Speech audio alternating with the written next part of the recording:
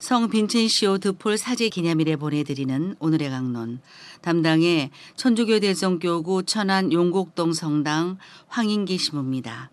오늘 복음은 루카복음 9장 46절에서 50절까지의 말씀입니다.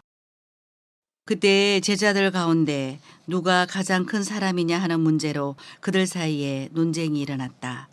예수님께서는 그들 마음속의 생각을 아시고 어린이 하나를 데려다가 곁에 세우신 다음 그들에게 이르셨다.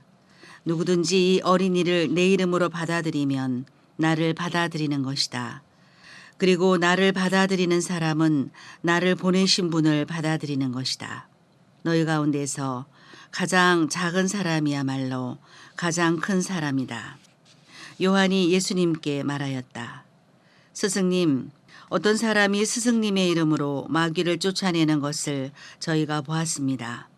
그런데 그가 저희와 함께 스승님을 따르는 사람이 아니므로 저희는 그가 그런 일을 못하게 막아보려고 하였습니다.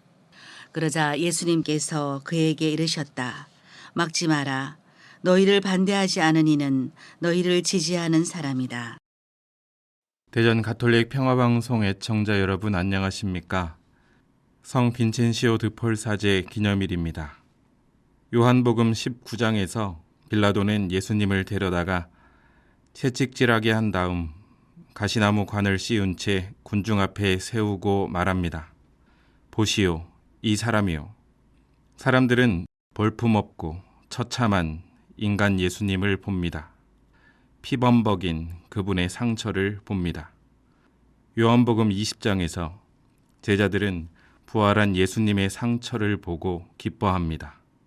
토마스는 부활한 예수님의 상처를 보고 저의 주님, 저의 하느님이라고 고백합니다. 두 장면 모두 그들이 본 상처에 대해 말합니다. 예수님의 상처를 통해서 하나는 작은 인간의 상처에 대해 말하고 다른 하나는 부활한 하느님의 상처에 대해 말합니다.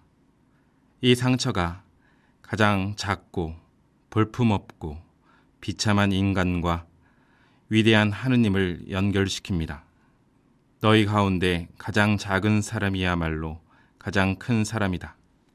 제가 생각하기에 가장 작은 사람이 되기 위해서는 참 억울함도 많고 참 할 말도 많지만 겸손으로 받아내야 하는 아픔이 많습니다. 침묵으로 인내해야 하는 시간도 필요합니다. 부활하시고 승리하신 주님께서 일거에 모든 막힌 것들을 뚫어주시기를 바라기도 하지만 그것은 큰 사람이 되고자 하는 욕심임을 봅니다. 작은 사람이 되는 과정을 건너뛰고 큰 사람이 되고 싶은 조급함임을 봅니다. 죽음 없는 부활을 바라는 마음임을 봅니다. 관철시키고 싶어서 큰 사람이 되고 싶어서 가장 작은 사람, 볼 것 없는 사람이 되기가 싫습니다. 제자들도 그랬나 봅니다. 누가 가장 큰 사람이냐 하는 문제로 그들 사이에 논쟁이 일어났습니다. 주님은 말씀하십니다. 너희 가운데 가장 작은 사람이야말로 가장 큰 사람이다. 주님의 가장 볼품없고 비참한 상처가 위대한 부활의 상처가 되었습니다. 우리가 현실 세계에서 구체적으로 체험하고 관찰되는 상처는 부활의 상처보다는 비참한 인간의 상처입니다. 파스칼은 말합니다. 인간의 비참함을 인식하지 못하고 하느님을 안다고 하는 사람들은 하느님을 찬양하는 것이 아니라 자기 자신을 찬양한 것이다. 가장 작은 사람이 되는 아픔들이 가치 있다고 예수님은 부활의 내심으로 증거하십니다. 인간 예수로서의 상처와 하느님 예수로서의 상처를 동일한 것으로 만드셨기 때문입니다. 그렇다면 우리가 할 말 많고 관철시키고 싶은 그 일들 안에 경험하는 좌절, 인내, 무력함 같은 가장 작은 사람이 되는 아픔은 가장 큰 사람이 되는 희망으로 가득합니다.